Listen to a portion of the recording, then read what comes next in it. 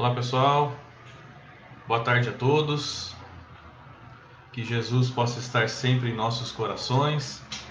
É sempre uma alegria muito grande estar aqui no Centro Espírita Vovô Nestor, com grande alegria.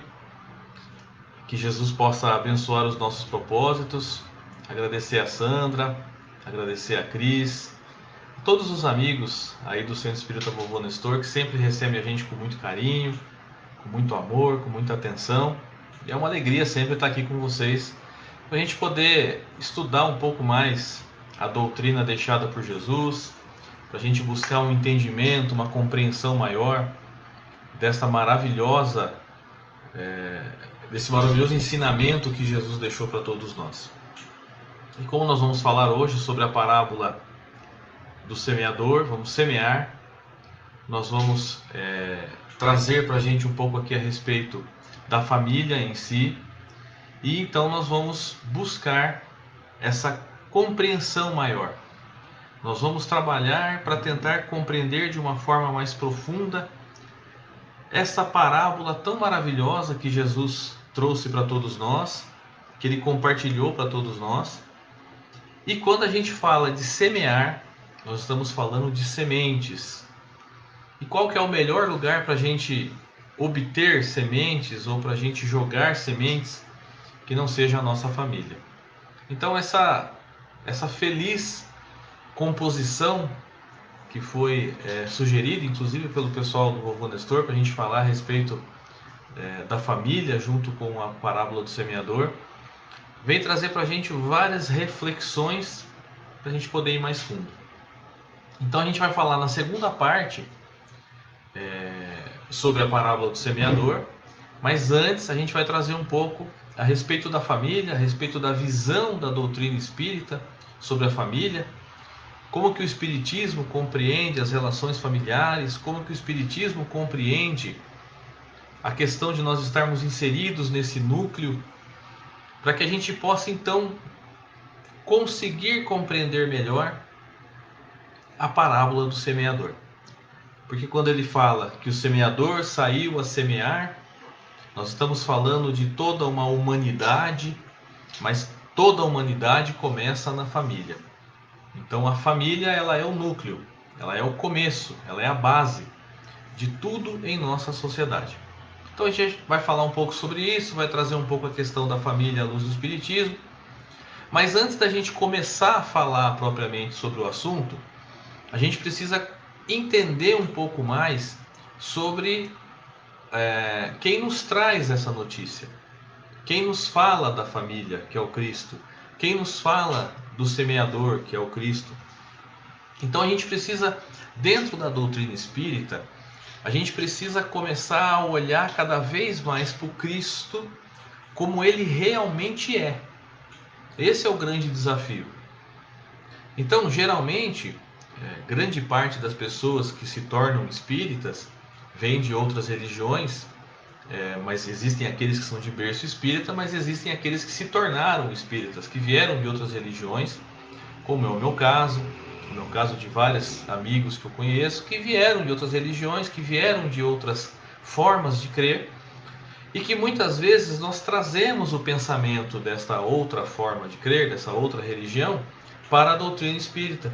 E às vezes a gente tenta adaptar, né? A gente quer adaptar, a gente quer forçar a adaptação para que a gente continue entendendo da forma anterior dentro de uma doutrina nova.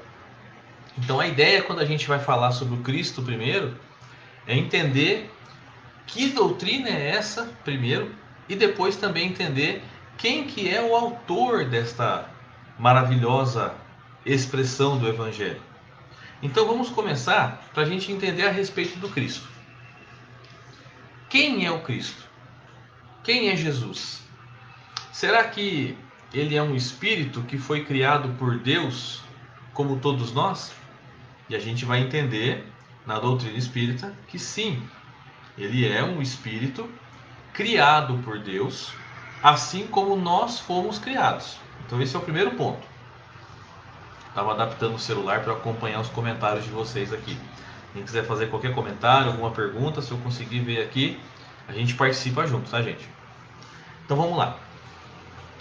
O Cristo, Ele é um espírito, sim, criado por Deus, como nós fomos criados. Ah, mas ele é o Filho de Deus e a gente é criatura? Não. Essa é uma forma de compreender de outras raízes religiosas, né? Da Igreja Católica, das igrejas evangélicas. Eles compreendem que Deus e Jesus são a mesma pessoa, ou que Jesus é um espírito perfeito criado por Deus daquela forma, e que nós somos o restante das criaturas. E tem-se aquela visão de que a Terra é o núcleo de tudo, que existe o céu, que existe o inferno. Então é uma crença que vai colocar certos limites dentro da nossa forma de compreender. A gente não consegue expandir tanto o conhecimento nisso. Lembrando que nós estamos comentando para a gente poder ter o conhecimento. Nós não desrespeitamos nenhuma religião, pelo contrário, todas são extremamente importantes para o nosso desenvolvimento, nossa religação com Deus, que o religião vem do religare, do latim, religar, fazer a ligação novamente com o Criador. Mas quando a gente está dentro da doutrina espírita, nós precisamos compreender a doutrina espírita e compreender o Cristo como espíritas. Então esse é o primeiro grande desafio. A gente precisa olhar para o Cristo com a visão da doutrina espírita.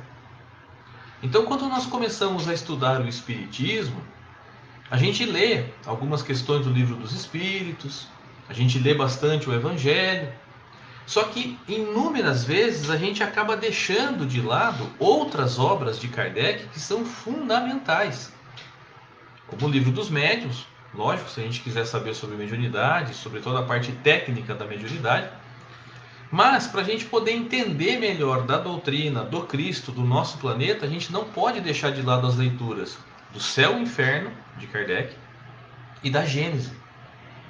Então esses dois livros vão trazer para a gente um conhecimento significativo das questões que envolvem o nosso planeta, das questões que envolvem Jesus. Então a gente tem que fazer uma ligação.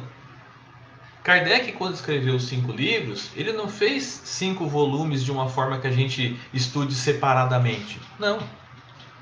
Quando nós vamos estudar a doutrina espírita, que Kardec nos compilou e nos trouxe de maneira maravilhosa, nós estamos falando de estudar de uma forma trançada. Então eu vou ler o Livro dos Espíritos, buscando situações no Evangelho, buscando situações no Livro dos Médiuns, na Gênese, no Céu e Inferno. Eu vou ler o Evangelho, eu vou buscar situações no Livro dos Espíritos, e assim por diante. Então nós temos que conhecer essa base de uma maneira completa. Como aconteceu com Leon Denis. Uma pessoa veio falar mal do Espiritismo para Leon Denis. Leon Denis perguntou para a pessoa: você conhece profundamente os 5 livros da doutrina? A pessoa falou: não. Falei: então como é que você vai falar mal da doutrina se você não conhece? Como é que você vai dizer algo da doutrina se você não conhece a doutrina? Então estude, conheça e depois a gente conversa. E realmente é isso.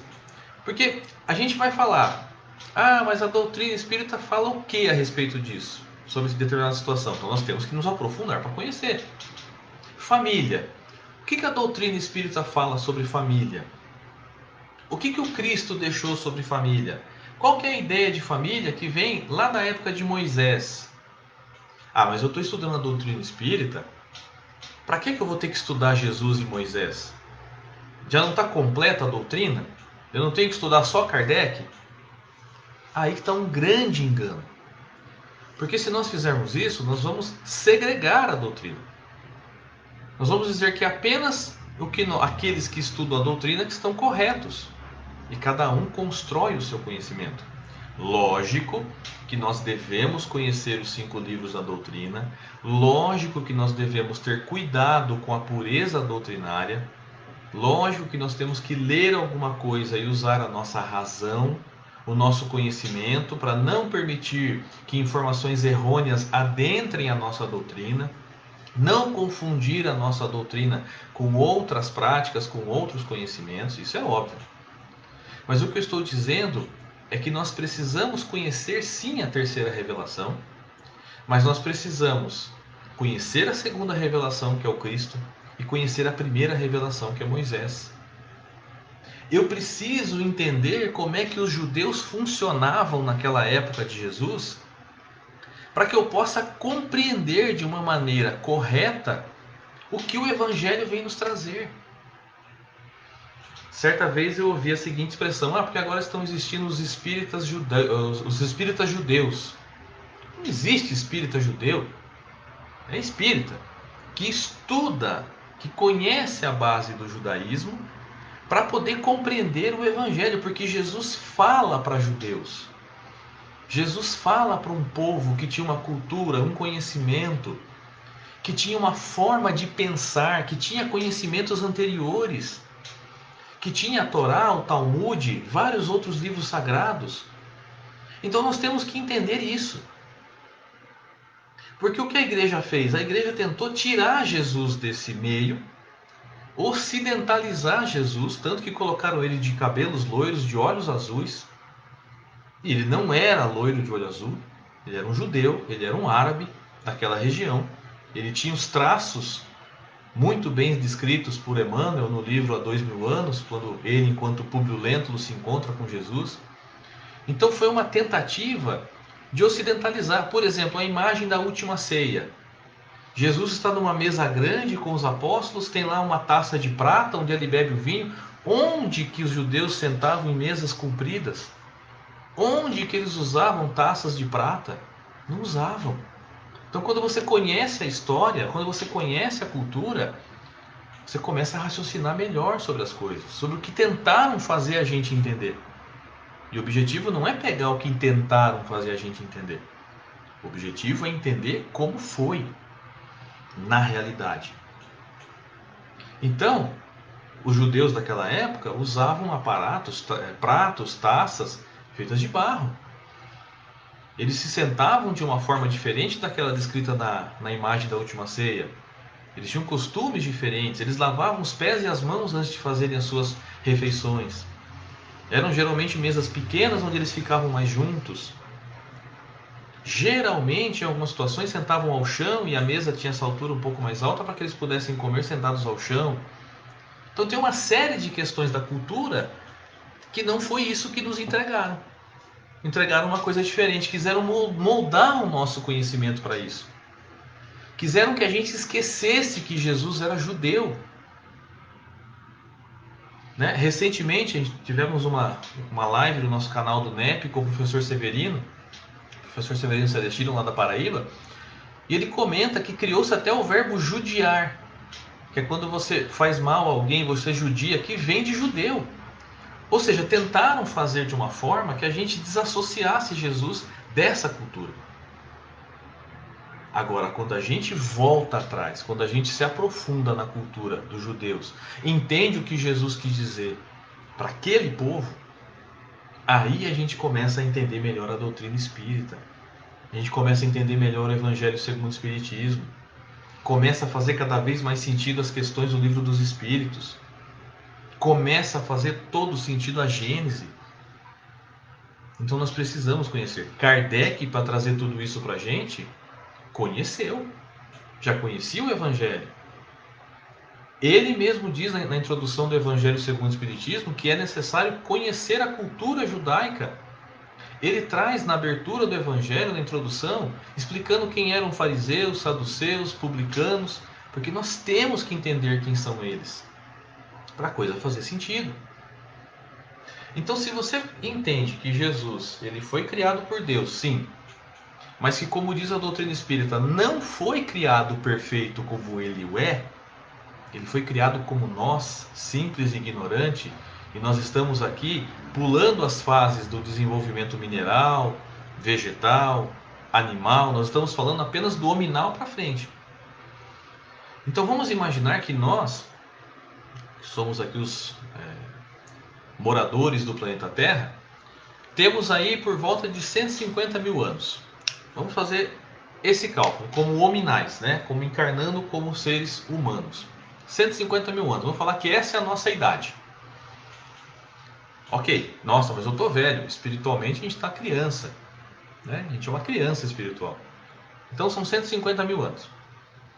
Se a gente ler lá na Gênese, de Kardec, a gente vai ver que Jesus, quando o planeta foi criado, ele já era um espírito celestial. ele já era um espírito que havia atingido o máximo de evolução que nós temos notícia, que nós conhecemos. Ele chegou a ser um espírito celestial. E contam-nos os espíritos que quando você se torna um espírito celestial, quando você atinge a culminância, né, a última fase de desenvolvimento que nós conhecemos, você conhece a face do Criador. Nossa, então eu vou ver Deus, eu vou ver como Ele é? Não é esse tipo de conhecer a face. Você começa a comungar, você começa a compartilhar do conhecimento do Criador e começa a entender como é que funciona toda a mecânica do universo. Como dizem os espíritos, aí que fica legal. Então, quando a Terra foi criada, Jesus já era um espírito celestial. Segundo a ciência, a Terra foi criada há 4,5 bilhões de anos atrás. Bilhões de anos. Então, se nós somos espíritos que temos 150 mil anos, nós estamos falando de um espírito que recebeu há 4 bilhões e meio de anos atrás uma função, uma missão de governar o planeta Terra. Quando o planeta foi criado, ele já começou o seu governo. Então, pera lá, quantos anos tem Jesus? Espiritualmente falando. Ele é muito mais velho que a gente. Daí, então, explica dele estar no nível de evolução em que nós o conhecemos. E isso nos faz pensar o quê? Ele não passou o seu desenvolvimento intelecto, espírito, moral na Terra. Ele não é um espírito relacionado à Terra. Ele é um espírito, é até interessante a gente falar isso, né?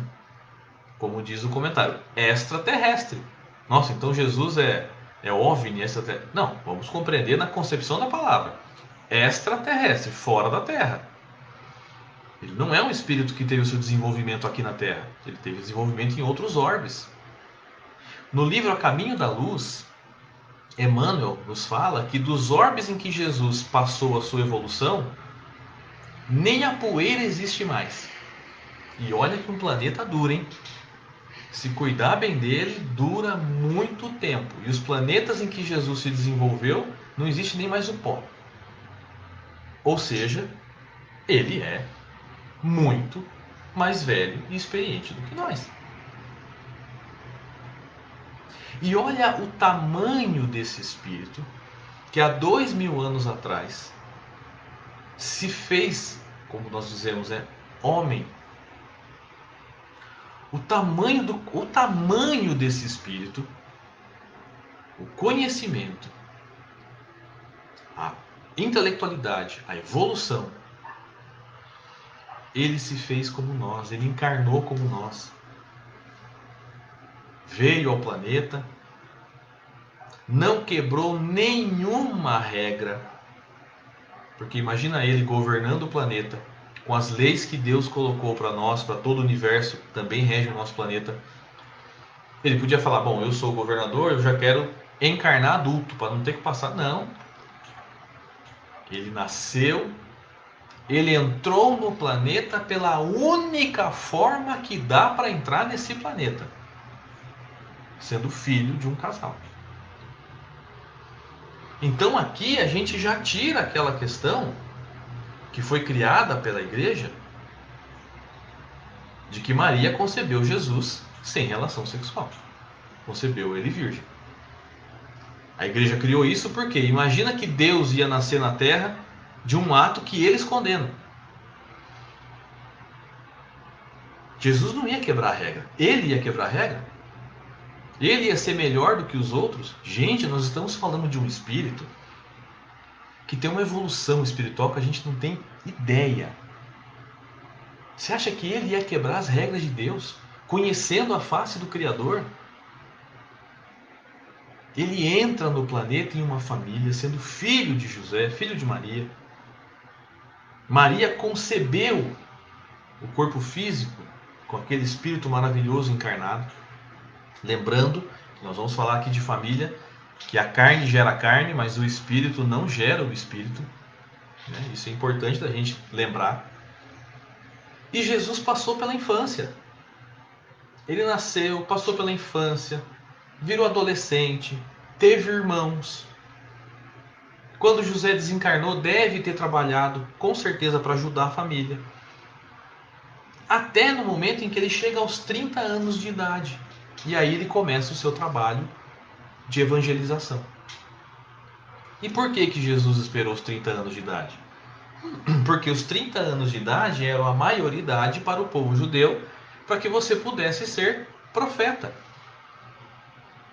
Para que você pudesse levar essa questão, né, de levar para as pessoas conhecimentos espirituais, você tinha que ter 30 anos de idade. Então, se Jesus não quebrou a regra dos 30 anos, que era uma regra humana, olha que interessante, Jesus não quebrou a regra humana, ele ia quebrar a regra natural? Claro que não. Claro que não. É só a gente racionalizar, pensar. Se ele não quebra uma regra humana, se ele não quebrou nenhuma regra humana, ele ia quebrar a regra de Deus? Não, não ia. Ok que nós estamos falando de um espírito que aos 12 anos de idade, como era da cultura judaica, quando o homem, o menino, o varão, fizesse 12 anos de idade, ele tinha que conhecer o templo de Jerusalém. Ele tinha que ir lá, primeira vez. Jesus fez 12 anos, os pais de Jesus, judeus, não imaginavam quem estava, quer dizer, deviam sentir aquela presença do Cristo maravilhosa, mas não imaginavam que era o governador do planeta que estava ali. Levou esse menino lá no templo de Jerusalém, ele some. Cadê Jesus? Procura Jesus, cadê Jesus? Pai e mãe já ficando louco, procurando para outro lugar. No fim da tarde encontraram Jesus no templo, com vários fariseus sentados ao pé dele, e ele explicando o reino dos céus, com 12 anos de idade. Os fariseus de boca aberta. Falando, meu Deus, o que é isso? O que está na nossa frente? Os fariseus eram os doutores da lei. Eram as pessoas que tinham mais conhecimento sobre as leis, sobre o que era divino, o que era sagrado, e eram eles que levavam esse conhecimento para as pessoas. E eles também eram os doutores da lei, porque eles tinham força de lei. Eles votavam, né? Como existe o STF hoje, existia o STF da época que era chamado Sinédrio. Eles votavam, né? Tinham 71 anciãos. Aqui são 11. Lá eram 71. O presidente do Sinédrio na época de Jesus era Caifás. Ele que arquitetou a crucificação do Cristo. Porque os fariseus não podiam suportar aquilo. Eles eram os detentores da palavra de Deus. Aí vem um rapaz, um jovem de 30 anos, de uma classe social mais baixa, que teoricamente não saberia ler e escrever, que teoricamente nunca teve acesso aos livros sagrados, vem falando que ele é o Filho de Deus, e falando que não é para fazer como dizem os fariseus, é para fazer como ele diz, porque ele não veio destruir a lei. Isso para os fariseus era morte. Então a gente contextualiza e entende que é desse espírito que nós estamos falando. Deste espírito. Então dá para imaginar a dimensão desse espírito? Então eu pergunto para vocês, quem que está certo? Nós, que temos 150 mil anos, que vivemos num mundo de provas e expiações, tendo um trabalho enorme para transformar ele em regeneração, acertando e errando todo dia, ou o espírito que governa o planeta? Quem tem razão? Quem está certo? Nós no alto do nosso orgulho? Ou ele? Com conhecimento de causa. Porque se Deus tivesse criado Jesus perfeito e ele viesse falar pra gente, perdoa o outro que esse é o caminho, no alto da nossa arrogância a gente poderia falar, mas o que você sabe de perdão? Você foi criado perfeito, você nunca sofreu. Você foi criado lá no céu, você foi criado na cidade de prata, como tem o conhecimento, né? E você nunca sofreu? Não.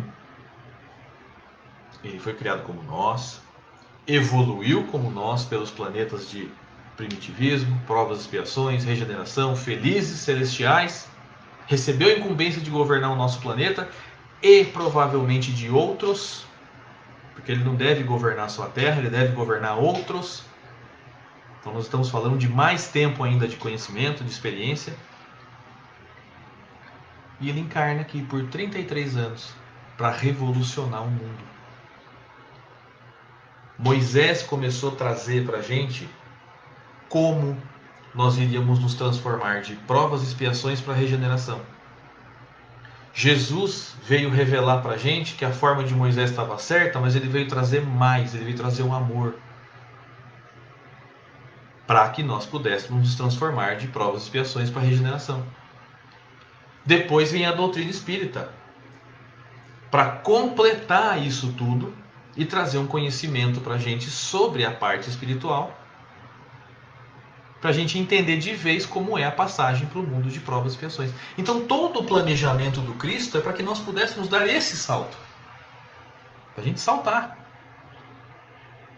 Olha que coisa maravilhosa, olha que planejamento maravilhoso, de 4.000 anos o planejamento, pelo menos.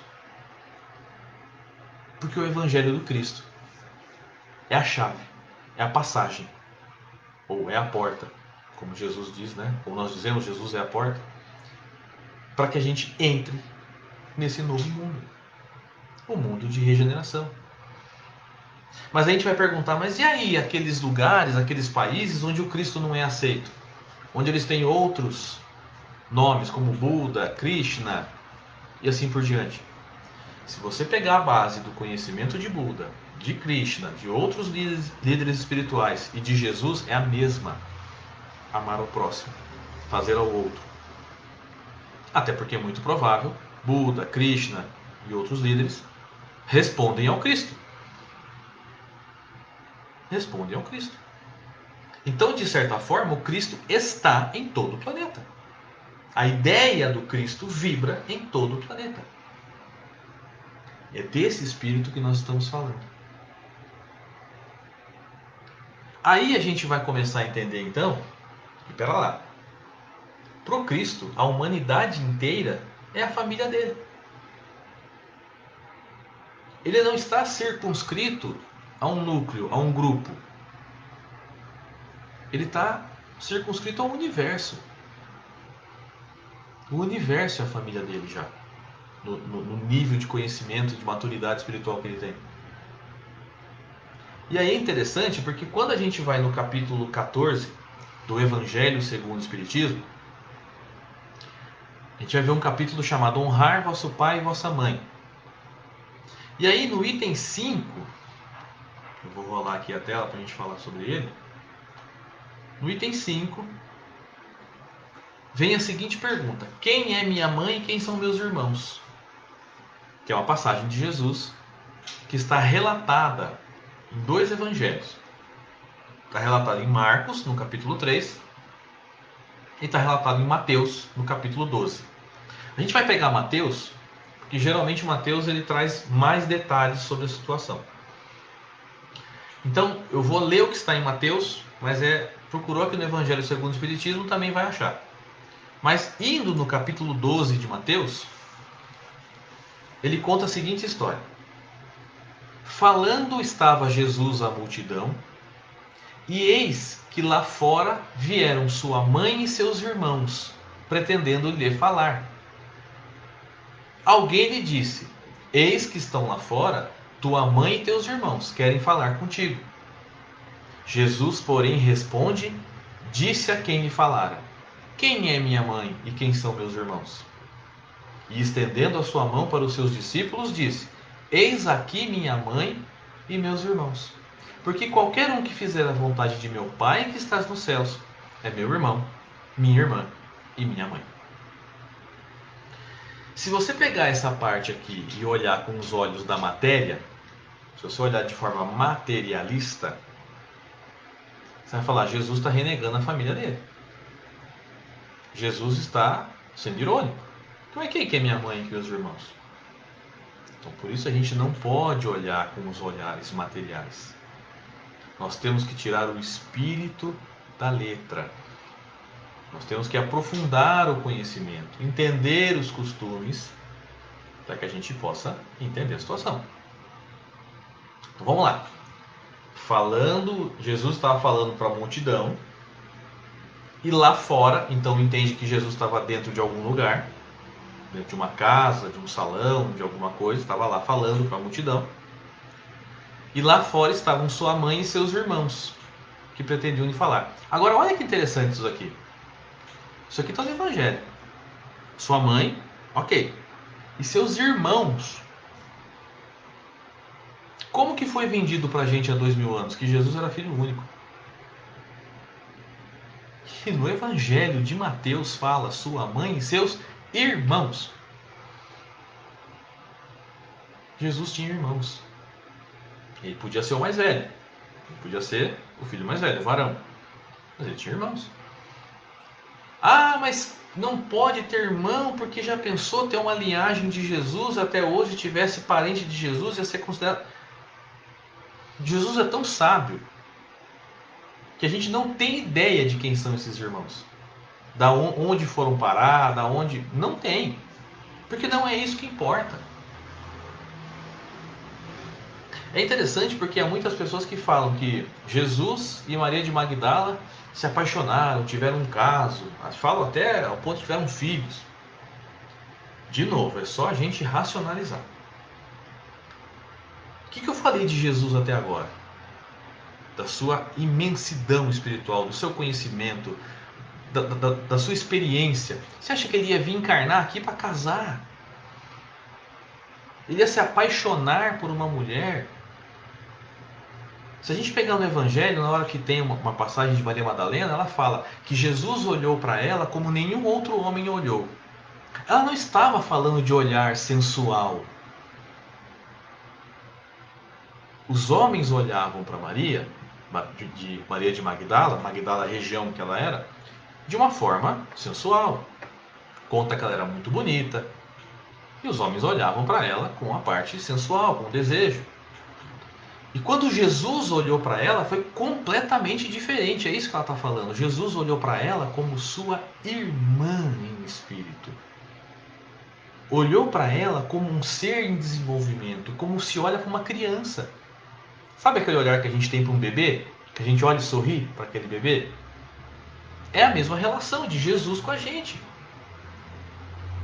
Então eu fico imaginando o olhar que Jesus debruçou sobre aquela moça.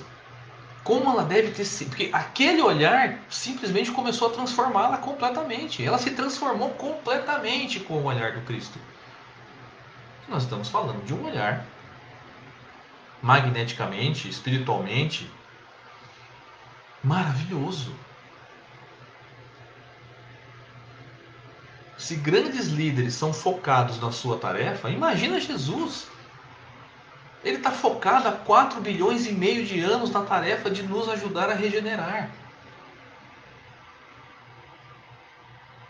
Então, com o costume da época, como José já havia desencarnado, Jesus era o varão da família.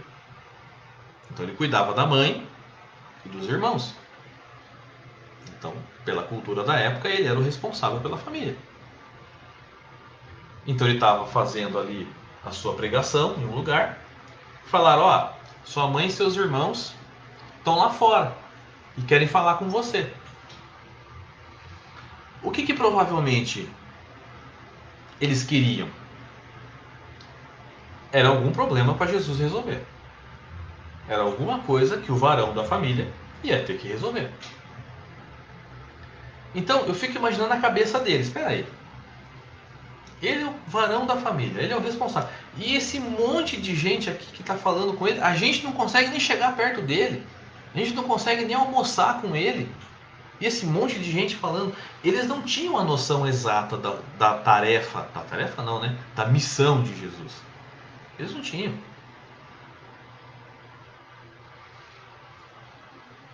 Aí Jesus pergunta, mas quem é minha mãe e os meus irmãos? Porque provavelmente naquele momento, a mãe de Jesus, Maria, que é um espírito maravilhoso, os irmãos, queriam que Jesus estivesse com eles, queriam Jesus para eles. Esse monte de gente aí, Jesus falando. E a gente aqui que é família dele, a gente quer ele, né? E Jesus pergunta, mas espera lá. Quem são meus irmãos? Quem é minha mãe?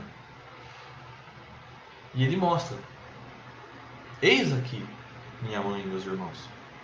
Porque todo aquele que faz a vontade de meu pai é meu irmão, minha irmã e minha mãe. Então, nesse momento, Jesus traz para a gente os laços espirituais. A família espiritual, que tem uma importância gigante na nossa formação da família carnal, da família física. Logicamente que Maria deve ter sido preparada para receber o governador do planeta em seu ventre, para criá-lo como seu filho. É um espírito maravilhoso.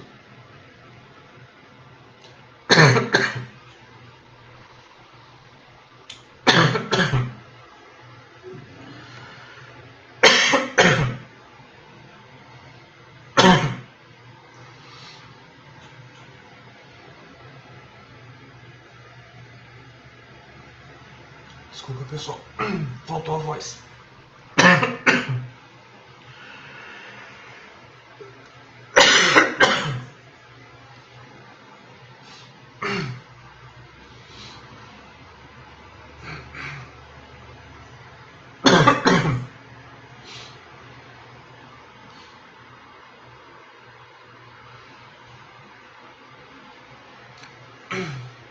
Traz água. Ai, ai. Esse tempo seco acaba com a gente. Desculpa. Pedi para minha esposa trazer um pouco de água para mim, para ver se a voz volta.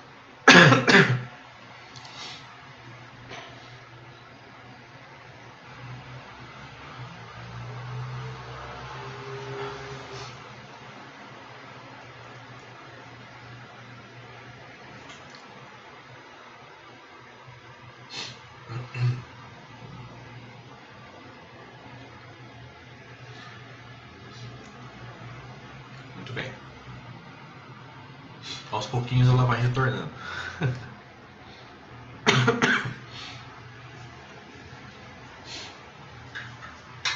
Obrigado.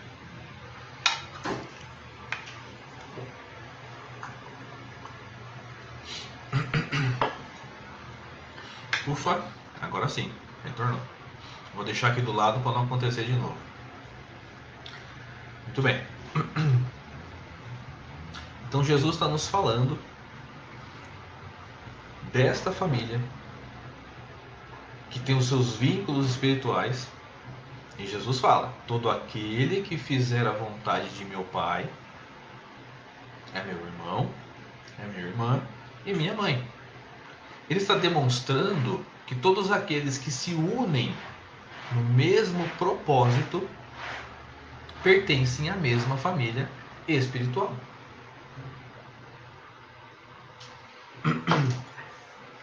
Ele está dizendo para nós que os laços da matéria são importantes, mas que os laços espirituais são muito mais fortes. E aí a gente vai ver nesse mesmo capítulo, e a gente vai encontrar também no capítulo 4, não é possível ver o reino de Deus não nascer de novo, falando sobre os laços de família. Então, quando nós encarnamos aqui nesse planeta, nós vamos encontrar pessoas que são nossos amores e nossos desamores. Nós vamos encarnar numa família que tem uma história milenar.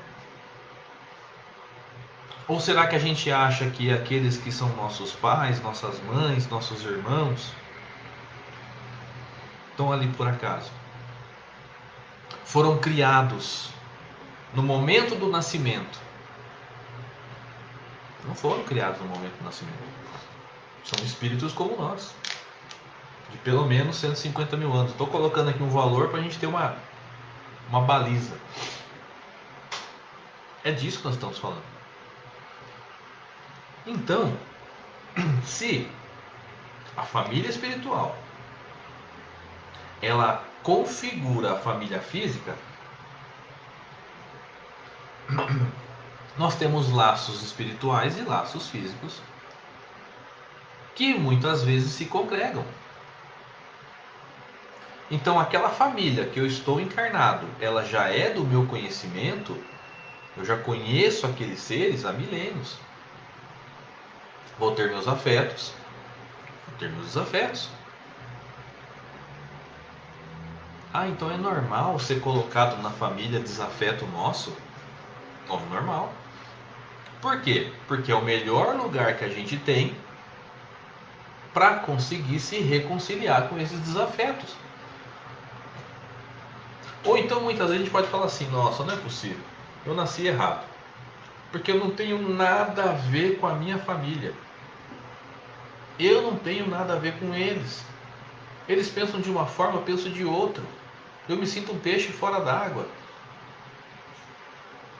Deus não erra o CEP, Ele sabe exatamente onde nós precisamos nascer.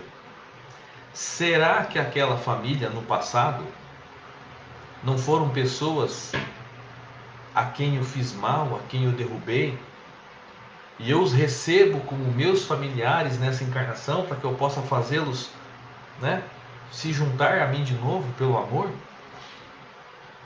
Lógico que eu vou receber um ou outro afeto para me ajudar, mas pode ser uma função. Olha, eu estava lá no norte do Brasil, no extremo norte do Brasil. Precisei fazer uma viagem para o extremo sul do Brasil e conheci a minha esposa, conheci o meu marido. Olha como é o destino. E a gente já sabe com a doutrina que não existe destino. Você tinha que se encontrar com aquela pessoa e aí você decide, porque nós temos livre-arbítrio, se nós queremos ou não reconstruir a vida que ficou no passado com aquela pessoa. No passado, um era o senhor de engenho, poderoso, extremamente arrogante, tinha uma filha que era contrária aos seus pensamentos, desencarnaram, se reencontraram no plano espiritual, planejaram uma nova encarnação para estarem juntos, vieram como marido e mulher, escolheram vir como irmãos, escolheram vir como mãe e filho, pai e filha, enfim, de acordo com a necessidade da configuração da família, nós vamos encarnar. E aí nós vamos receber todos aqueles afetos que nós já angariamos, e também vamos receber os desafetos. Quando a gente desencarnar e voltar para o plano espiritual, a gente vai encontrar uma família enorme lá, que é a nossa família espiritual, que já são os nossos avós que nos antecederam, as pessoas que nós amamos que já foram para o outro plano. E às vezes a gente pode sentar e fazer uma nova configuração, viu? Vamos planejar a próxima encarnação? Esse espírito que foi o seu pai, ele vai encarnar de novo para ser o seu pai. Vamos? Topa para vocês continuarem o trabalho que ficou parado da última encarnação ou que não deu tempo para terminar? Vamos. Uma nova encarnação configurada. Então, os laços da família espiritual não destroem os laços da família física. A gente não vai ter 15 pais, 15 mães, 40 irmãos. Não. São os mesmos espíritos que estão próximos e que vão se congregando, se trabalhando. Basta que nós consigamos evoluir espiritualmente para que a gente possa fazer com que esses espíritos também se evoluam conosco. Então nós vamos ver exemplos, muitas vezes, de pais que não têm juízo nenhum e que tem um filho que tem um juízo e que ajuda os pais a terem juízo, por exemplo. Ou a gente vai ter aquele caso do filho que não tem juízo nenhum e que os pais tentam pôr juízo na cabeça dele, Muitas vezes conseguem, muitas vezes não conseguem. Mas é necessidade espiritual de cada um.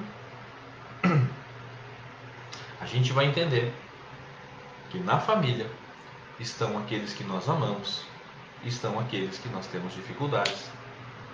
Que nós podemos ser aquele que os outros têm dificuldade. Porque a gente sempre pensa assim, quem será que é meu desafeto?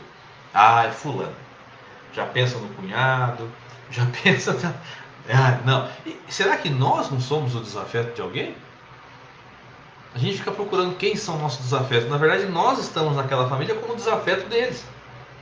Para a gente poder se reaproximar.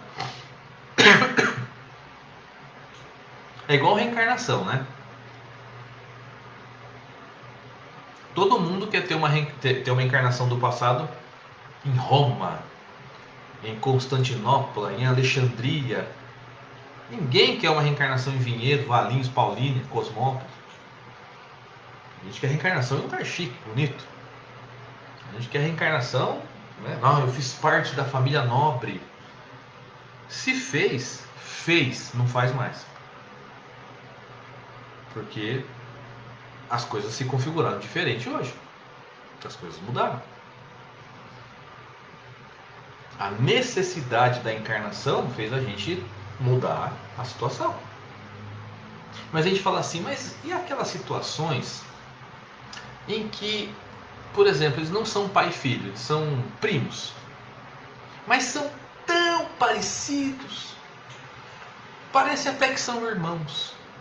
Ou então a gente vê, são irmãos e são completamente diferentes. Tiveram a mesma criação, a mesma escola, a mesma comida, e são completamente diferentes. Óbvio, são espíritos diferentes. Lembrando que a carne gera carne, mas o espírito não gera o espírito. Quem cria o espírito é Deus. Então nós estamos emprestados.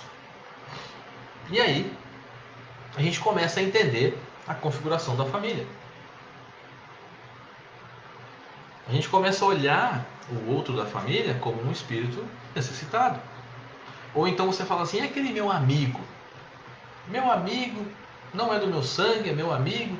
E ele pensa tão parecido comigo que se fosse meu irmão não seria tão parecido.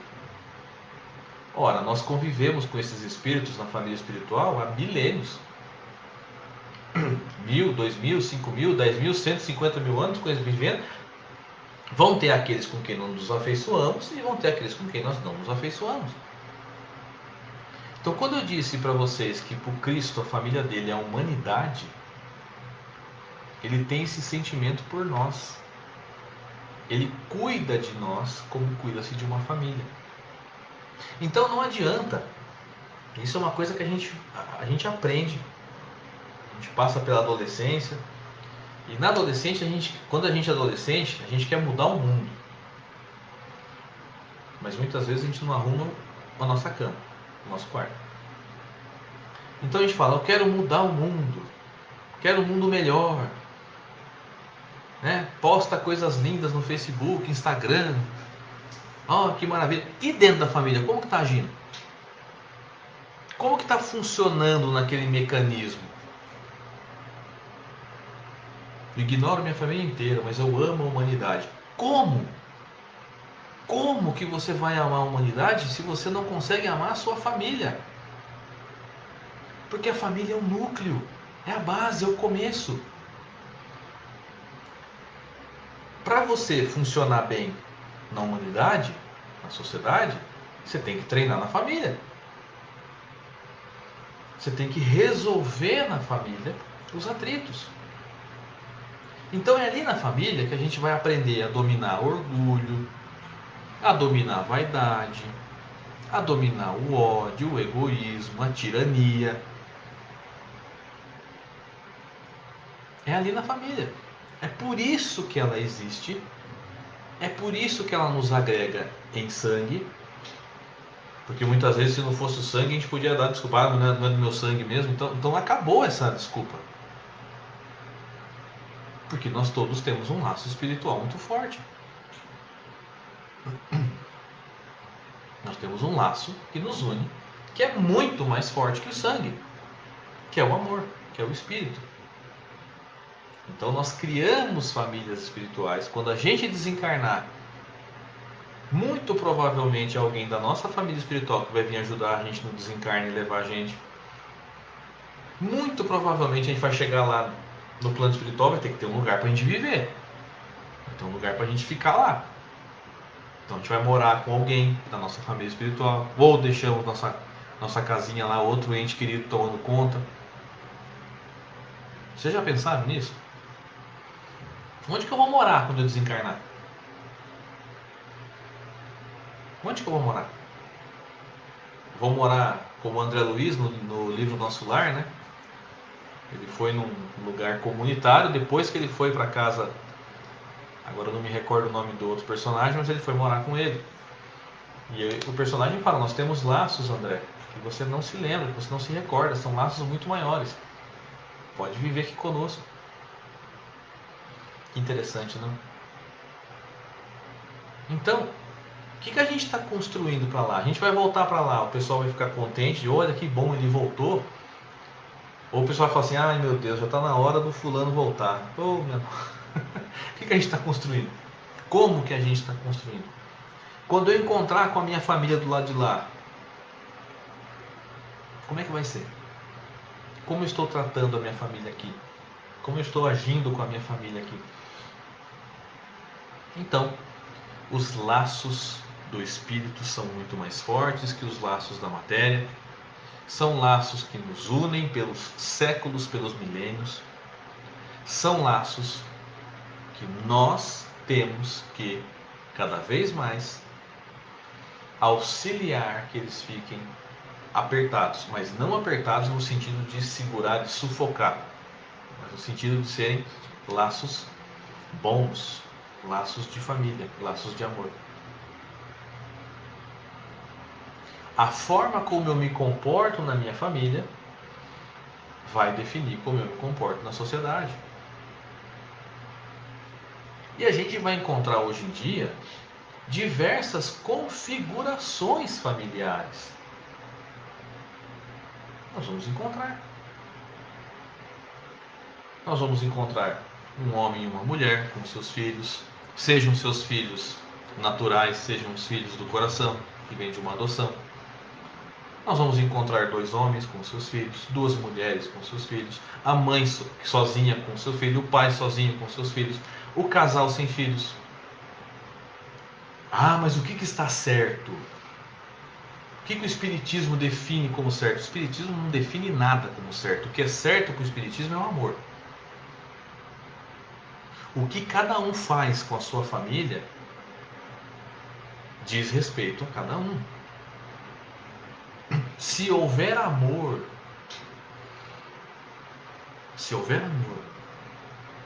é o necessário para a base da família. É o necessário para a base da sociedade. Então quem somos nós para apontar o dedo para outras famílias e falar, ah, mas não é a configuração padrão? Padrão de quem?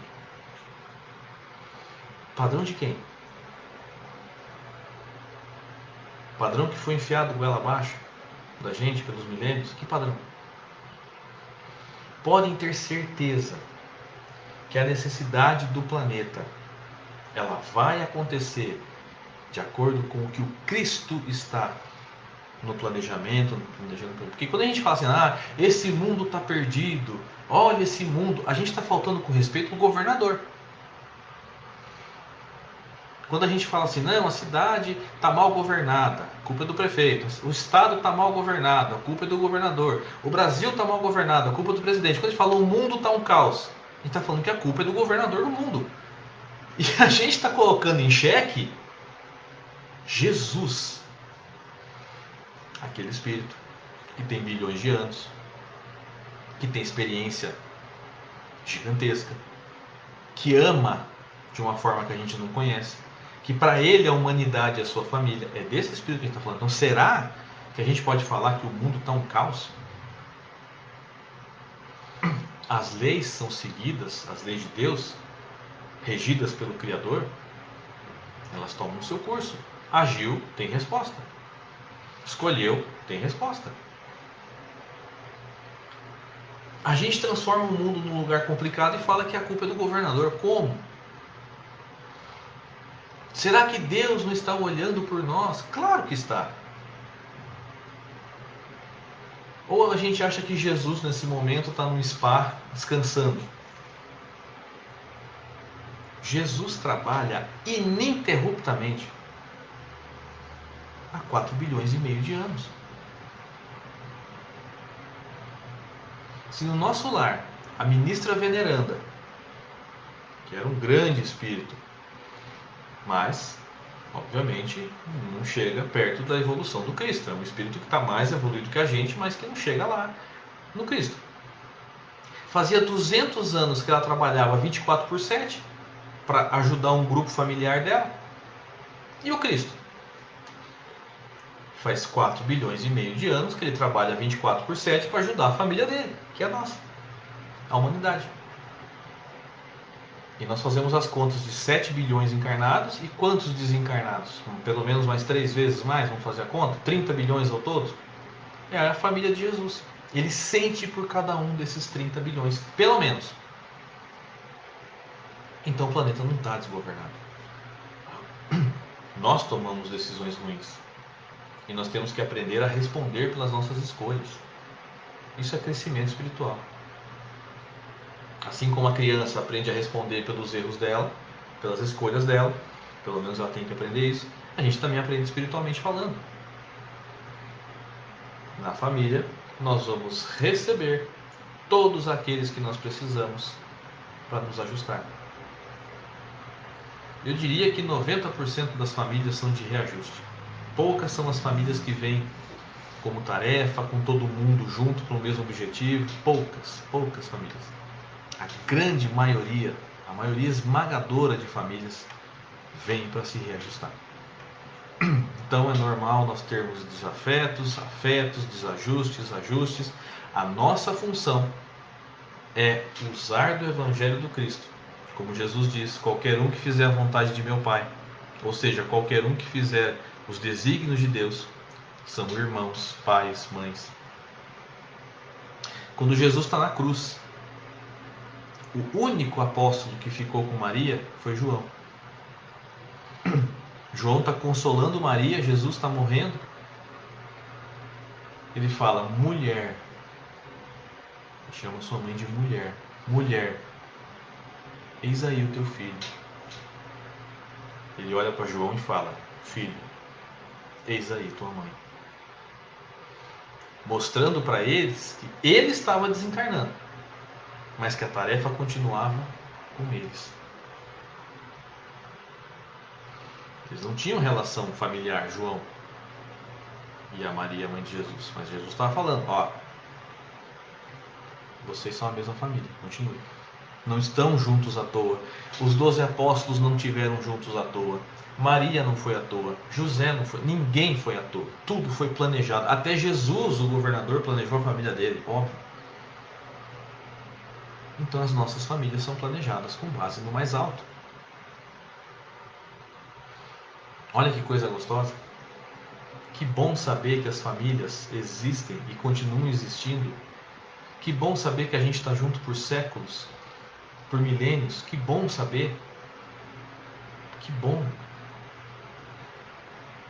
E aí a gente vai buscar entender agora de uma forma mais profunda a parábola. Porque ela foi escrita, né, ela foi dita por Jesus, foi escrita por Mateus, serve como uma luva dentro das nossas famílias. Mas, como uma luva. Vamos ler a parábola? Evangelho de Mateus, capítulo 13. Mateus conta o seguinte pra gente. Naquele mesmo dia, Jesus saiu de casa e se sentou à beira do lago, provavelmente o lago de Genezaré. Uma grande multidão se juntou ao seu redor, como era de costume. Havia tanta gente que Jesus entrou num barco e se sentou. E toda a multidão permanecia de pé na praia. Jesus lhes ensinou muitas coisas por meio de parábolas. Então imagina a cena. Jesus chegou na beira do lago, Tinha tanta gente para falar com ele que ele fez o quê? Ele entrou num bar para poder ser visto melhor, para todo mundo poder ver ele. Então as pessoas ficaram na praia, Jesus no bar, e ele continuou falando. Eu costumo conversar muito com as pessoas mais próximas. Gente, vocês já imaginaram ver uma palestra do Cristo? Já imaginaram? Já imaginaram sentir o olhar dele passando por todo mundo, ele falando? Já imaginaram ouvir a voz do Cristo? Já imaginaram o magnetismo dele? Já imaginaram você sentir as palavras dele penetrando na sua alma? Que coisa maravilhosa. E Jesus diz: certo homem saiu para semear. Enquanto semeava, uma parte das sementes caiu à beira do caminho, e os pássaros vieram e as comeram. Outra parte caiu no meio das pedras, onde havia pouca terra. Essas sementes brotaram depressa, pois a terra não era funda, mas quando o sol apareceu, elas secaram, porque não tinham raízes. Outra parte das sementes caiu no meio de espinhos, os quais cresceram e a sufocaram. Uma outra parte caiu em terra boa e deu frutos, produzindo 30, 60 e até mesmo 100 vezes mais do que tinha sido plantado. Ouça quem tem ouvidos de ouvir. Essa frase, gente, é linda. Toda a frase, toda a parábola, mas essa frase que Cristo fala: ouça quem tem ouvidos de ouvir. Ouça quem tem ouvidos de ouvir. O que ele está falando? Não adianta ouvir só com o ouvido. Vocês ouviram uma historinha que eu contei aqui. Eu quero que vocês se aprofundem. O Cristo está falando para a gente. Ouçam quem tem ouvido de ouvir. Ouça quem entende. Quem tem ouvidos de ouvir é uma expressão judaica que muitos profetas usavam quando eles explicavam alguma coisa. Quem tem ouvido de ouvir, ouça. E Jesus, seguindo a regra dos judeus, traz uma parábola maravilhosa e fala: ouça quem tem ouvidos de ouvir. Quem entende, entendam o que eu estou dizendo. E é muito interessante porque essa é a única parábola que Jesus mesmo explica. Olha que interessante. Jesus explica a parábola. Mas ele explica por quê? Os discípulos, lá no item 10 do capítulo 13, fala: os discípulos de Jesus então se aproximaram dele e lhe perguntaram: por que o Senhor ensina o povo por meio de parábolas? E deviam estar intrigados, né? Por que ele fala por parábola? Por que ele não fala abertamente? Por quê? Jesus respondeu para eles: somente a vocês é dado o privilégio de conhecer as verdades secretas do reino do céu. Aos outros ainda não. Opa! Importante essa frase. Jesus fala para os discípulos: a vocês foi dado o privilégio de conhecer as verdades secretas. Porque os discípulos conviviam com Jesus, viam o tempo todo a conexão dele com o Pai. Jesus deve ter falado muito mais coisas que não estão registradas para os discípulos. Ele deve ter falado cada coisa para os discípulos, e os discípulos deviam ficar de cabelo em pé, falando: meu Deus do céu. Ele deve ter falado para os discípulos sobre plano espiritual, sobre vida após a morte. Ele deve ter falado muitas coisas. Só que o povo não estava preparado. Nem os discípulos estavam preparados para entender aquilo tudo. Porque aquela coisa não foi o Espiritismo que criou tudo isso. O Espiritismo contou como é. Jesus, obviamente, como sendo governador do planeta, já sabia. Ele sabia. Óbvio. Ele vivencia tudo aquilo. E ele falou: para vocês é dado o privilégio de conhecer, mas a eles ainda não. Pois quem tem, receberá ainda mais e terá em abundância. Quem não tem, até o que lhe tem será tirado. Olha que frase forte. Quem tem, receberá ainda mais e vai ter em abundância. Quem não tem, até o que tem lhe será tirado. Ele está falando do quê? Da compreensão das verdades. Quem tem a compreensão das verdades vai receber ainda mais e vai ter em abundância. Ou seja, quando você aceita as verdades, quando você pensa, racionaliza, sente e você entende as verdades, cada vez mais o leque vai se abrindo. Faz um teste. Se você lê o Evangelho segundo o Espiritismo, o Livro dos Espíritos, a Gênese, um ano atrás e lê agora de novo, você vai ver, nossa, eu não tinha esse conhecimento, não tinha entendido isso aqui um ano atrás, não. Aí você lê daqui um ano, você vai falar, nossa, eu não tinha entendido desse jeito, agora eu estou entendendo. E aí você vai expandindo ainda mais a sua consciência, o seu conhecimento. Agora, aquele que não tem, que se nega, que se recusa, que fica preso na crença e não na fé, o que tem vai ser tirado. Ou seja, ele não vai entender o que está sendo falado e não vai entender nenhum resto. Aquele que tem receberá ainda mais e terá em abundância. Aquele que não tem, até o que te tem lhe será tirado. E Jesus fala, e é por isso que eu ensino o povo por meio de parábolas. Eles olham, mas não veem. Ouvem, mas não entendem. Portanto, por intermédio deles, acontece o que disse o profeta Isaías. Jesus cita Isaías. Jesus cita Isaías, que era um profeta. O que Isaías falou? Vocês ouvirão, mas mesmo ouvindo não entenderão. Vocês olharão e mesmo olhando não conseguirão ver. Isso acontece pois o coração desse povo está endurecido. Eles taparam os ouvidos e fecharam os olhos. Se não fossem assim, eles poderiam ver com os olhos, ouvir com os ouvidos e entender com o coração, e se voltariam para mim, e eu os curaria. Jesus citou Isaías. Ele está falando. Não adianta você ler o Evangelho do Cristo e só ler. Não adianta você ouvir uma linda palestra e só ouvir. Você precisa internalizar. Isso é um processo. É um processo diário. E aonde que você vai aplicar essa internalização? Na família. Nos mais próximos. Porque esse é o grupo no qual você foi colocado e você tem responsabilidades. Eu falo você, mas é eu, você, todo mundo. E Jesus continua. Felizes são os seus olhos, pois eles podem ver, e os seus ouvidos, porque eles podem ouvir. Digo a verdade a vocês, muitos profetas e homens justos desejaram ver as coisas que vocês veem, mas não viram. Eles desejaram ouvir o que vocês ouviram, mas não ouvem. Olha, quantos homens justos, né? Quantos homens bons, quantos profetas não têm a visão que vocês têm.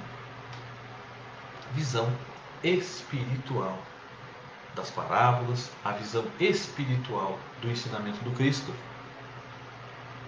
E Jesus explica a parábola. E ninguém melhor do que o Cristo, porque eu me basei para a gente comentar sobre a compreensão e a profundidade dessa parábola. Por que Jesus usa semente? Semente. Qual que é o maior símbolo da vida, gente? É a semente. A semente no solo, a semente no útero, a semente da vida, onde brota. Quando você põe uma semente, pensa na semente da laranja. Você vai lá, abre a terra, bota, fecha a terra, põe a água certinho, põe o adubo, cuida, vai desenvolvendo, ela vai forçando a terra para sair, sai, cresce, se transforma numa grande laranjeira e dá frutos. Mas para que ela dê frutos, a semente precisa ser semeada. Tem um provérbio hebraico que diz o seguinte: você pode até saber quantas sementes há em uma laranja, mas você nunca vai saber quantas laranjas há em uma semente. Pararam para pensar? Quantas sementes geram uma boa semente. Pé de laranja, vamos supor que um pé de laranja dure 10 anos, todo ano ela dê uma grande quantidade de laranjas, dê 1.000 laranjas por ano, 10.000 laranjas de uma semente. Vamos fazer uma conta que cada laranja tem 5, 6 sementes, 60.000 sementes novas que vão gerar mais 60.000. Mas para isso ela precisa ser semeada, ela precisa ser cuidada, ela precisa ser trabalhada. Da mesma forma acontece com a palavra do Cristo. Ele planta a semente na terra, que é o nosso coração, o semeador da parábola é ele. Ele joga a semente na terra e a terra precisa lidar com aquela semente. Porque a semente foi dada. A semente foi dada. A gente não pode reclamar, eu não ganhei a semente. Ganhou, todo mundo ganhou a semente. Mas e a terra, como é que está? E Jesus fala. A semente, isso aqui é Jesus falando, capítulo 13, né, de Mateus, versículo 19. A semente que caiu à beira do caminho representa a pessoa que ouve a mensagem do reino, mas não a compreende. O inimigo vem e tira as coisas que foram semeadas em seu coração. Interessante, né? Inimigo, caminho contrário, sentimento contrário. Você vai encontrar em algumas passagens a palavra Satanás. Nossa, quer dizer, então que o diabo vai tirar a semente. Gente, não existe diabo. É a primeira coisa que a gente vai conversar aqui, né? Não existe diabo. A palavra diabo vem do grego diabolos, que significa caminho contrário, sentido contrário ou inimigo. A palavra que deu origem a diabolos do grego é Satã do hebraico, que deu origem a Satanás. Satã, caminho contrário, sentido contrário, inimigo. Satã, diabolos, diabo. Tudo o que é sentimento do caminho contrário ao reino dos céus. Como é que você chega no reino dos céus? Com amor, com humildade, com perseverança, com abnegação, com simplicidade. Quais são os sentimentos contrários a esse do reino dos céus? Ódio, orgulho, vaidade, prepotência, egoísmo. É isso que ele está dizendo. Então a primeira semente, e voltando lá na parábola, qual que é a primeira semente? Enquanto semeava, uma parte das sementes caiu à beira do caminho, os pássaros vieram e comeram. Então Jesus está falando que essas sementes são aquelas sementes jogadas no terreno.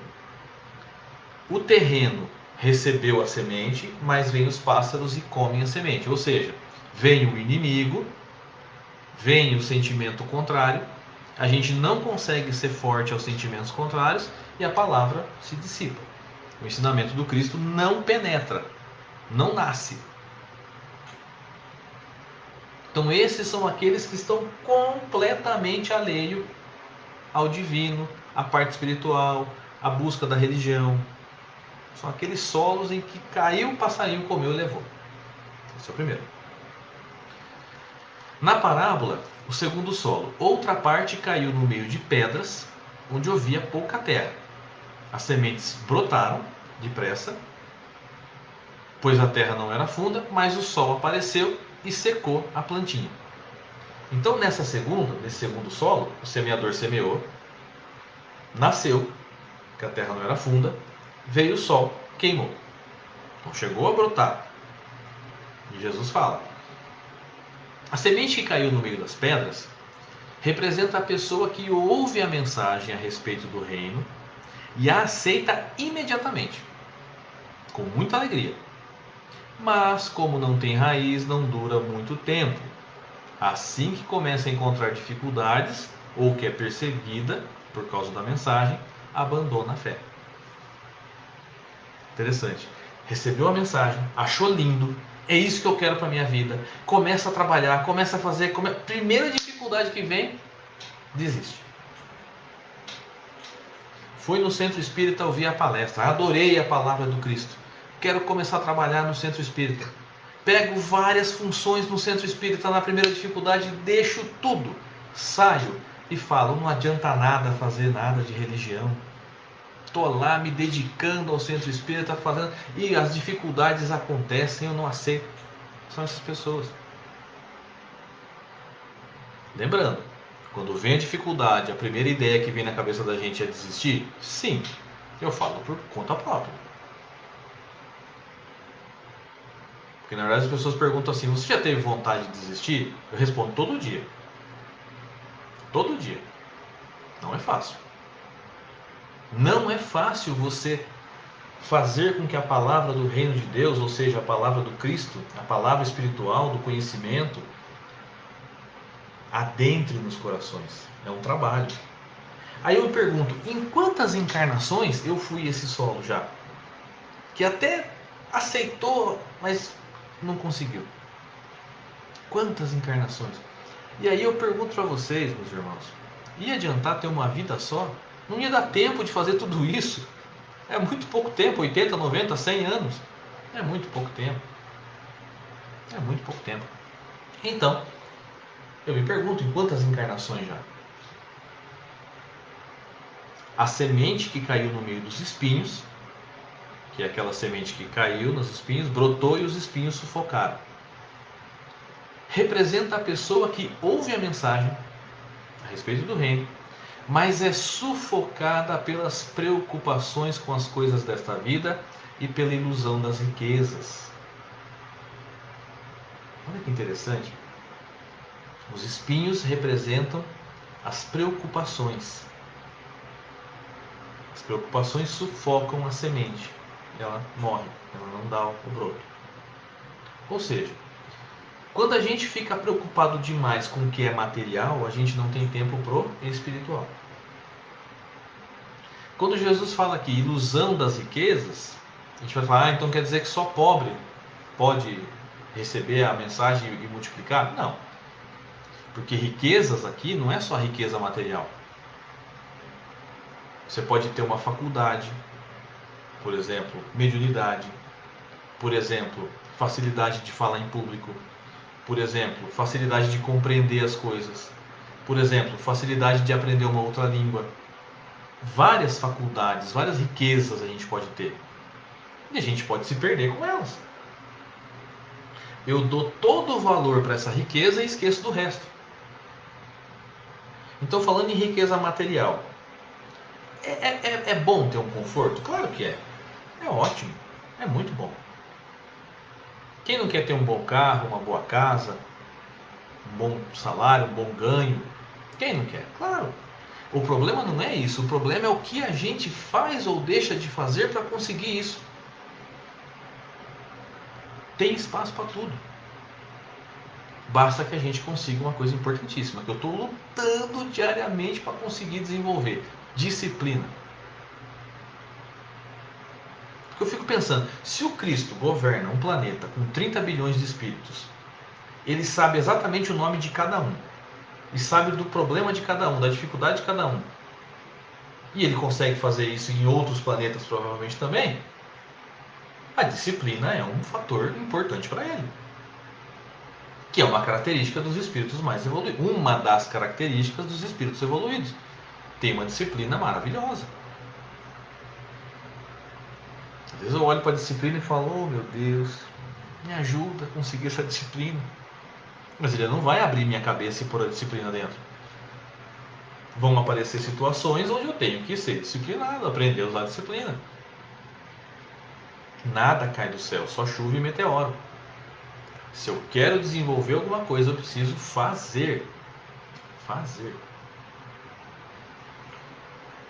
Então, a gente não vai se deixar levar pelas riquezas, sejam elas quais forem, porque senão eu vou perder tempo e eu não vou conseguir desenvolver a necessidade dessa palavra, a necessidade desta salvação, o nome que a gente quiser dar, mas é a compreensão do Evangelho do Cristo. Ela fala, esta pessoa não produz nenhum fruto, Jesus disse. E aí ele fala, mas a semente que caiu em terra boa representa a pessoa que ouve a mensagem, compreende. Essa pessoa cresce e produz frutos. Então é interessante, caiu na terra boa, a pessoa compreende a palavra, compreende a mensagem do Cristo, internaliza aquilo dentro de si, porque aquilo começa a ser resultado em suas ações. Porque não adianta nada a gente conhecer o Evangelho maravilhosamente bem de cabo a rabo, saber citar onde está cada coisa, mas não consegue agir. A gente precisa agir. Verbo, ação. Colocar o Evangelho nas nossas ações. Aí sim eu sou uma terra boa, que está rendendo frutos. Que está rendendo frutos. E mesmo na terra boa, algumas vezes 30, 60 e 100 vezes. O que ele quer dizer com isso? Que a mensagem cai no coração de todos, mas uns estão mais à frente e produzem mais, outros estão mais para trás e produzem um pouco menos, outros estão mais atrás produzindo um pouco menos, mas estão produzindo. Certa vez eu estava conversando com um amigo e falando sobre várias coisas, e eu comentei assim, gente, você já parou para ver o Divaldo? Divaldo fez mais de 25 mil palestras. Ele está há 75 anos fazendo palestra. Uma parte. Ele tem a Mansão do Caminho com um trabalho social maravilhoso. Eu falo, meu Deus do céu, gente, como é que esse homem aguenta? Como é que esse homem consegue? Está com 93 anos de idade, você vê as palestras dele, as lives, parece que é um rapaz de 40. Os médicos se surpreenderam com ele. Ele fez uma cirurgia da coluna, uma cirurgia complexa, com 93 anos. Os médicos falaram que ele se recuperou como um homem de 40. Ficaram abismados. Gente, o Divaldo pode ser já essa terra que está produzindo 100. Eu posso não estar produzindo 100, mas eu vou um dia. Estou produzindo 10 ainda. Mas eu vou um dia produzir 100. Porque quem é fiel no pouco vai ser fiel no muito. Será que Divaldo ia receber tudo isso de tarefa se ele não fosse capaz de realizá-la? Se ele já não tivesse sido fiel no pouco há muito tempo, ele não ia conseguir. Então, não adianta a gente, como a gente costuma brincar, né? Entrar no ônibus e querer sentar já na janela. Não, eu preciso me desenvolver. Para chegar num ponto, eu preciso me desenvolver. Eu preciso dar retorno, eu preciso dar frutos daquela minha sementeira. Semente que nós recebemos no nosso coração, ela precisa se desenvolver. E nós só vamos desenvolver para dar frutos se nós colocarmos o Evangelho como ato, como atitude. E qual que é o melhor lugar para a gente começar a botar cada vez mais essas atitudes? Na nossa família. Para a gente poder fazer com que a nossa família cresça, dê frutos. A gente costuma dizer assim, nossa, mas é tão difícil a vida a dois. A vida de um casal é tão complicada. E a gente sempre olha o outro. Ah, porque ele é isso, ele é aquilo, ou ela é isso, ela é aquilo. E lembrando que a outra pessoa é um reflexo da gente. Ele é um reflexo da gente. A forma com que eu ajo, eu estou dando parâmetros para outra pessoa, como ela pode e deve agir comigo. Se a pessoa já tem uma dificuldade espiritual que vem de milênios, e eu ainda, ao invés de ajudar, eu ainda corroboro para que ela haja daquela forma, eu não estou ajudando aquela pessoa. Pelo contrário. E nós iremos ser chamados à responsabilidade. E eu não estou falando isso para a gente ficar preocupado, meu Deus do céu, não. É para a gente entender a responsabilidade que nós temos em mãos. Nós vamos ser chamados à responsabilidade. Então, se eu quero uma relação boa com a outra pessoa, eu preciso agir para isso. eu preciso agir. Lógico que nós não estamos falando aqui de relações abusivas. Nós não estamos falando aqui de você estar passando por uma situação ruim com a outra pessoa e aceitar né? Não estamos falando disso. Nós estamos falando de uma relação saudável, onde ela vai se buscando melhorar pouco a pouco. Tem uma história muito comum que a vida inteira o casal, o marido quando trazia o pãozinho francês para tomar um café da manhã, ele tirava o bico do pão, comia e entregava para a esposa o resto do pão. Porque na cabeça dele, ele estava sendo bom com ela. Para ele, era aquilo que ele queria. Não é para fazer ao outro aquilo que eu desejo para mim? Então, era isso que ele fazia. Ele cortava o bico do pão, ficava para ele e dava o pão, o resto não, né? A grande parte do pão, bonitinha, para a esposa. E se passaram anos. Um dia ele resolveu perguntar: querida, eu sempre te dei a parte melhor do pão e fiquei com o bico. Você gosta? Ela falou: não. Eu adoro comer o bico do pão. Queria tanto que você me desse o bico do pão e ficasse com o resto. Ele levou 50 anos para perguntar isso para ela. Para saber que ela gostava do bico do pão. Mas peraí. Eu estou fazendo para ela o que eu gostaria que fosse feito para mim. Mas não é dessa forma. É fazer para o outro dentro da necessidade do que o outro precisa, do que o outro busca. Então ela ia ficar muito mais feliz com ele se ele cortasse o bico do pão e desse para ela e ele comesse o resto. Uma coisa simples. Então eu pergunto para vocês: quantos bicos do pão a gente está comendo, achando que está fazendo maravilhosamente bem? Na verdade a gente não perguntou para o outro o que ela queria. Como é que a gente vai trabalhar o orgulho, o egoísmo, se a gente não abre o nosso coração para o outro? Da família. Que a gente não abre a nossa sinceridade para o outro. Eu preciso disso para que eu possa crescer em qualquer relação. Não estou falando só de homem e mulher, de esposa, marido, casal, não. Qualquer relação, com o irmão, com o pai, com a mãe, com o filho. Como é que a gente está agindo? E quando eu pergunto essas perguntas, não é que, nossa, o João deve... Não, minha família é complicada como todas são. Tenho dificuldades, tenho facilidades. Só que eu tento agir dentro dela e vou errar muitas vezes, como erro muitas vezes, mas pelo menos assim, não, eu devia ter feito diferente. Eu devia ter agido diferente. Não devia ter falado aquilo, eu não devia ter me expressado daquela forma, não devia ter ficado estressado por causa daquilo, eu devia ter perguntado, eu devia ter falado, colocado a minha vontade, colocado o meu limite.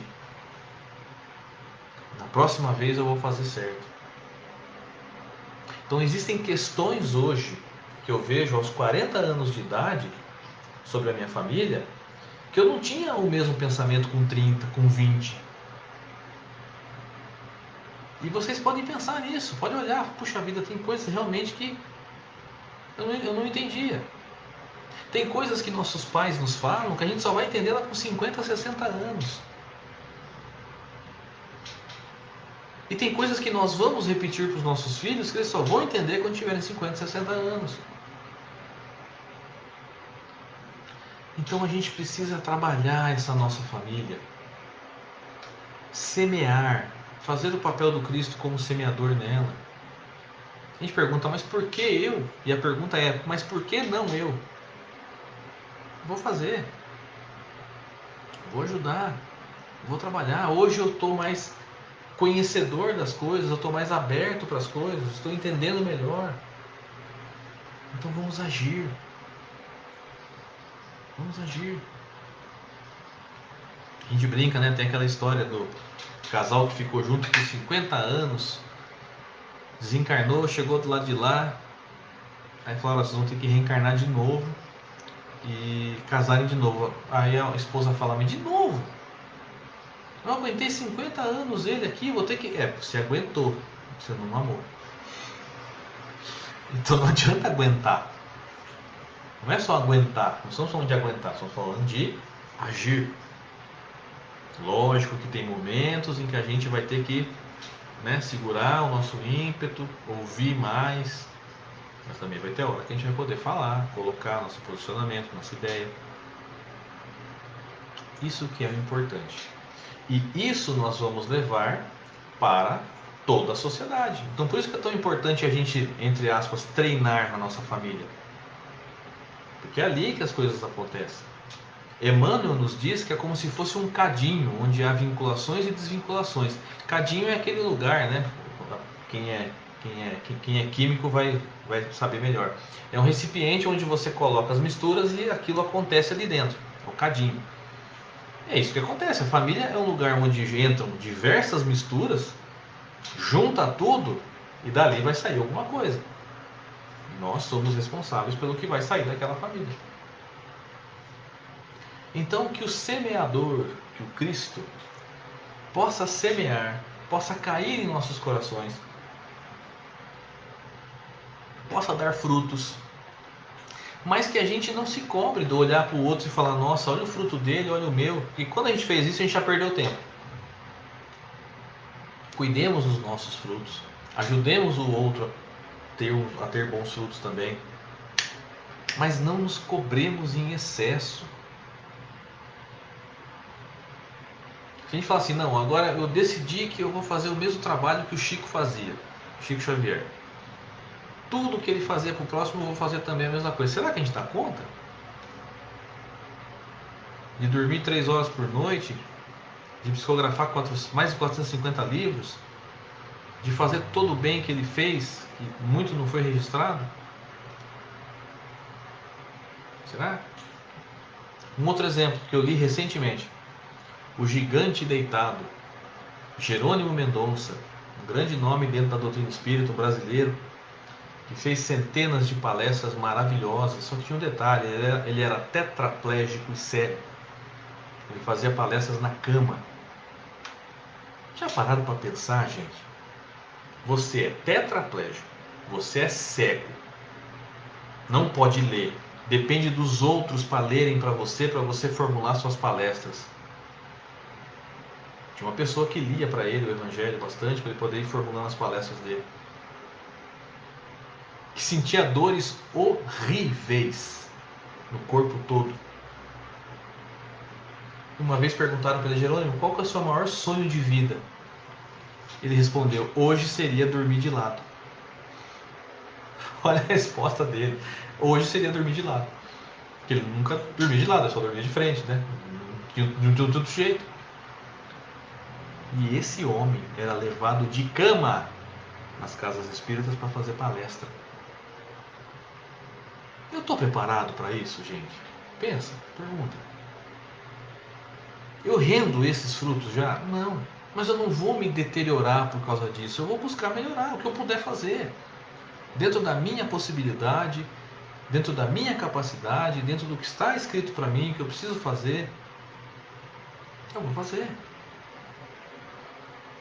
E além do mais, tem uma história que eu recebi recente que diz que ele estava muito doente, o Jerônimo Mendonça, com uma infecção muito forte dos rins.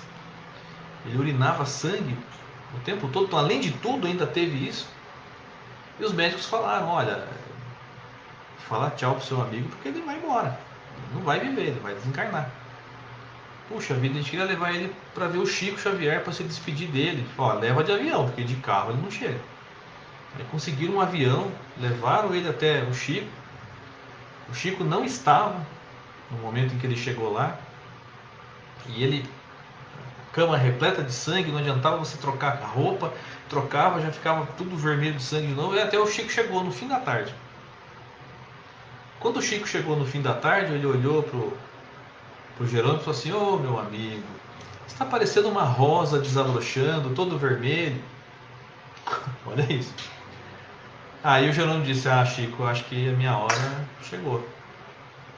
Aí o Chico colocou a mão no abdômen dele, deu um beijo na testa dele e falou assim para ele: sabe por que você chegou nesse ponto, Jerônimo? Por que você desenvolveu essa sua doença? Ele falou: por quê?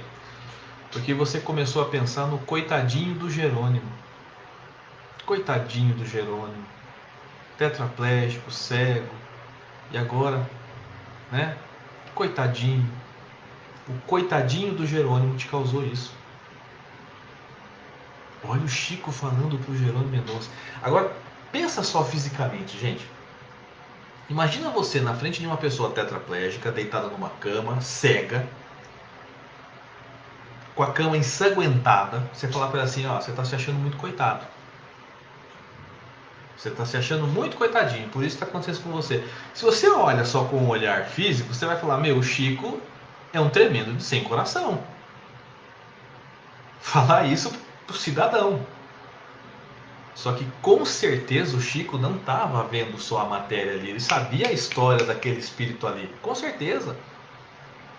Se ele estava naquela situação, uma necessidade havia. E ele falou: para de ser coitado, Jerônimo, trabalhe. E aí o Chico falou para ele: aliás, hoje à noite no trabalho eu não tenho palestrante. Por favor, faça a palestra de hoje à noite. O Jerônimo sarou naquele momento do seu problema nos rins, da infecção, de urinar sangue. Acabou o problema ali, ele viveu mais 30 anos depois dessa situação. Desencarnou, se eu não me engano, no fim dos anos 80, 89, 90, se não me engano. Desencarnou ouvindo o Evangelho, a pessoa que estava lendo o Evangelho para ele, desencarnou. Cumpriu a tarefa que precisava ser cumprida. Mas aí eu pergunto, se a gente estivesse na frente do Chico Xavier, nosso grande amigo, nosso grande trabalhador, será que ele ia falar pra gente: ó, você tá fazendo de coitadinho? Não é isso que os amigos espirituais fazem com a gente? Eu costumo brincar, eu falo que os amigos espirituais eles fizeram um curso tudo na mesma escola. Às vezes você tá num sofrimento danado, aquela coisa, você parece que percebe eles falando assim: mas você tá reclamando do quê? Olha como o Emmanuel funcionava com o Chico. Que coisa interessante. Então eles nos mantêm, nos ajudam a nos manter no caminho, nos ajudam a florescer. E que muitas vezes o se achar coitado, sentir pena de si mesmo, é uma forma de você não produzir. Se você olhar para sua família e falar: ai, coitado de mim, sofro tanto com a minha família, eu sou a vítima, não vai adiantar. Não vai adiantar. Nós precisamos nos colocar perante as situações e agir. Nós todos, e eu sempre falo, é uma tentativa diária. Diária. Eu estou trazendo isso aqui para vocês hoje porque eu vi, entendi, só que eu não sei se eu internalizei já. As situações vão ocorrer, eu vou poder dizer se eu internalizei ou não. Mas cada um pode responder por si próprio.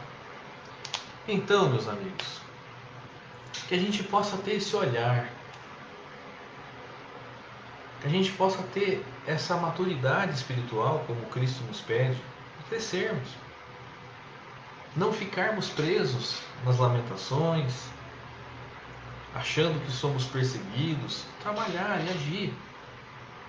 Os exemplos que esses espíritos nos deram, Chico Xavier, Divaldo Franco, Irmã Dulce, Madre Teresa, Santo Agostinho, Francisco de Assis, entre outros, que deram exemplos maravilhosos de doação, de entrega, de aprendizado, que nós possamos também aprender assim, que nós possamos também agir assim, que a nossa família seja assim o nosso núcleo sagrado de renovação, que nós possamos olhar para ele sempre como espíritos imortais em uma jornada maravilhosa da qual nós somos participantes, e assim crescer. Eu agradeço a atenção de todos vocês, que Jesus possa estar sempre em nossos corações, e que o vovô Nestor possa continuar, como disse a Sandra, por mais 45, por mais 45, por mais 45 anos, trazendo esse alento, sendo esse farol em nossas vidas. Muito obrigado a todos vocês do Centro Espírita Vovô Nestor. Que Jesus possa abençoá-los nessa caminhada. E eu deixo aqui o convite também para vocês, que vocês puderem acessar o nosso canal lá no YouTube, do NEP Eurípides Barçanufo. Nós temos vários vídeos sobre o Evangelho, nós estudamos o Evangelho, estamos estudando o Evangelho segundo o Espiritismo. Então é só buscar lá no YouTube NEP Eurípides Barçanufo de Campinas, ou você coloca youtube.com/NEP Eurípides Barçanufo, vai aparecer o nosso canal. Se inscrevam, assistam os vídeos, comentem, deem o seu joinha lá pra gente poder fazer o canal crescer e a gente distribuir essas sementes cada vez mais. Eu convido a todos para que possam me acompanhar numa prece e a gente possa encerrar o nosso trabalho de hoje. Senhor Jesus, te agradecemos imensamente por tudo aquilo que faz por nós. Te agradecemos pela tua paciência, pelo teu amparo, pelo teu olhar carinhoso de irmão mais velho. E te pedimos, Mestre, que possa estar conosco sempre, nos intuindo, nos acompanhando, nos auxiliando. Que o teu Evangelho possa estar vivo em nossos corações. Que possamos te compreender cada vez mais, Mestre.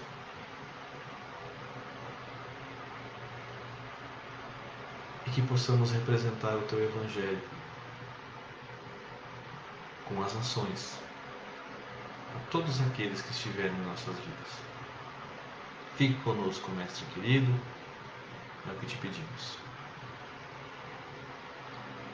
Muito obrigado, meus queridos amigos. Que Jesus os abençoe e até uma próxima oportunidade. Fiquem com Deus.